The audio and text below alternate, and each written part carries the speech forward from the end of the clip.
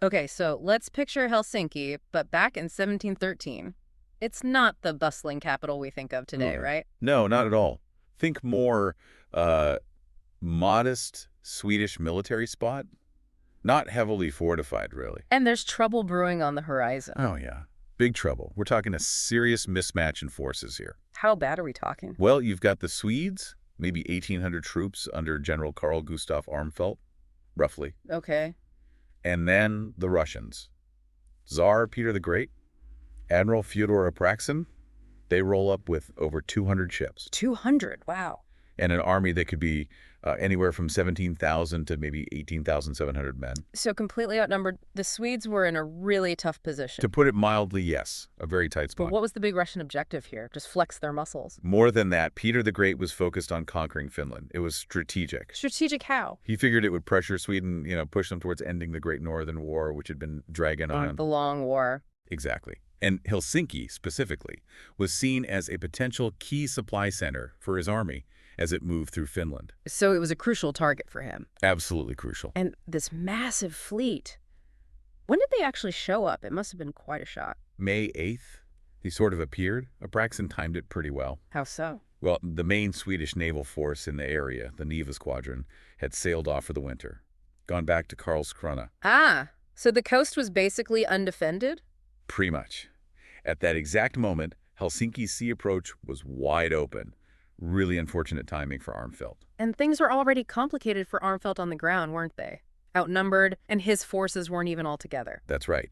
The Swedish commander-in-chief, Liebecker, wasn't certain where the Russians would actually try to land. Okay. So he'd ordered Armfeldt's men to be spread out along the coast, a big stretch of Usima. Which meant fewer men actually in Helsinki when the attack came. Exactly. Of those 1,800 or so troops Armfeldt nominally had, only about 1,500 were fit for battle and actually in Helsinki.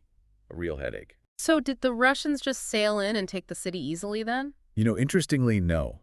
Their first attempt, a direct attack from the sea, was actually beaten back. Really? By the outnumbered defender? Yeah, the Swedes put up a determined fight initially, but it was only a temporary setback for the Russians. You just had too many resources. Way too many. They regrouped, used the next day to get organized, and then on May 10th, they launched the main assault. How did that go down? They landed troops in two key spots, Katajanoka and Hiitalahti. At the same time, multiple ships were just pounding the defenses with cannon fire. Overwhelming force. Completely. The sheer numbers, land and sea, just swamped the Swedish defenses pretty quickly. Faced with that, what could Armfeldt and the city officials even do? By the night of the 10th, it was clear. Defense was impossible. Armfeldt met with the governor, Kreutz, the mayor, Tamlin, and a leading merchant, Frieses. And the consensus was? They all agreed. Further resistance was futile. They had to retreat. A tough decision, but probably the only one. And this led to the scorched earth policy. It did. There was actually a standing order from King Charles XII himself. What was the order? If retreat was necessary anywhere in Finland, the forces were to burn everything, deny resources to the enemy. Wow. So they followed through. They did. As Armfeldt's troops pulled out of Helsinki during that night, May 10th to 11th, they systematically set the city on fire. The whole city. Pretty much the entire city. Including the Crown's own grain stores and Katajanoka supplies the Russians were definitely hoping to capture. That's brutal. Burning your own city to deny the enemy? A desperate measure. It really is. It shows the harsh realities. Sacrificing your own assets, huge impact on everyone involved. Imagine being an inhabitant watching that unfold. Just devastating. Absolutely devastating. And they didn't just burn the buildings. What else? They also torched the Long Bridge at Siltasaari, trying to slow down the Russian pursuit. Did it work? Slow them down? A little, maybe. But the Russians were determined. They just used rafts to get across the water and kept coming. Relentless. There was even a brief skirmish in the Old Town area as the Swedes retreated. Eventually, Armfeldt's men managed to link up with some reinforcements Liebecker had sent. And where did they retreat to? They fell back east towards Porvoo. And Peter the Great. Did he see the burning city? Yes. The Tsar himself arrived on May 11th, right into the midst of the flames and smoke. What was his reaction?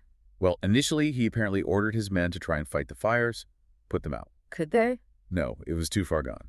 The blaze was just too intense. Realizing it was hopeless, he then gave the opposite order. Which was? Destroy whatever buildings were still standing, finish the job. So, almost total destruction then. Anything survive. It's quite amazing, but yes, two buildings reportedly made it through, a merchant named Bergman's house and the church belfry. Just those two, out of the whole city. Apparently so. Everything else was essentially ash and ruins. So Peter's plan to use Helsinki as a supply base? Completely thwarted, Yeah. at least in the short term. The destruction denied him that immediate strategic advantage. And then came a twist. A huge twist. Yeah. The very next day, May 12th, guess who shows up? The Swedish Neva Squadron. The Swedish Neva Squadron finally arrives. Their appearance caused the Russian forces, who were likely consolidating in the ruins, to pull back temporarily without a fight. Wow. Just one day later. If only Helsinki had held out. Exactly.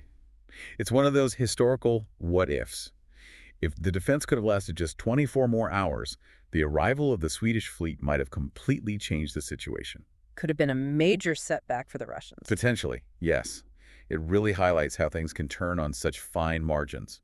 A real missed opportunity for the Swedes, ultimately. What about casualties during the actual fighting on the 10th? Was it bloody?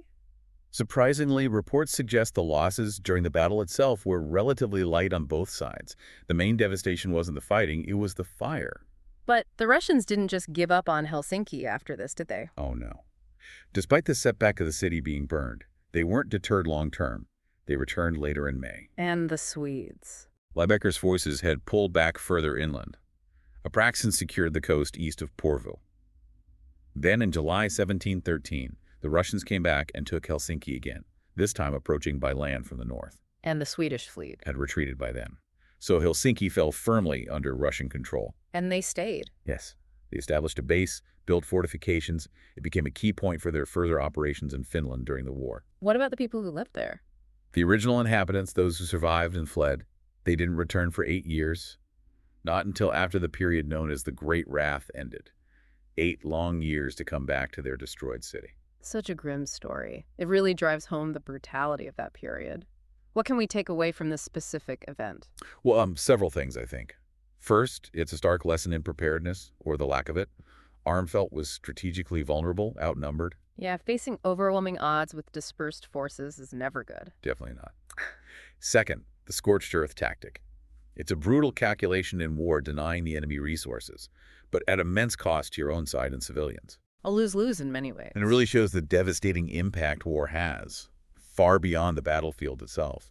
And then there's that what if, the timing. Each single day. How history could have pivoted. It makes you think, what does this brief, incredibly intense conflict reveal about Peter the Great's drive, his absolute determination to win the Great Northern War, no matter the cost or the risks involved?